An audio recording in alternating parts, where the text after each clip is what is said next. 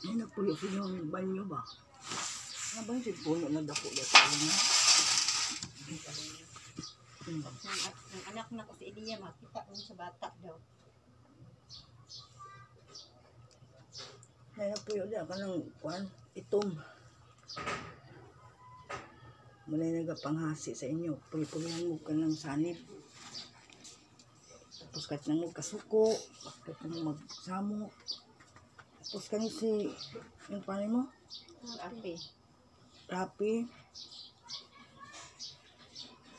Puno sa panot ang katawan niya. Puno sa panot. Tapos dalapas mo po, no?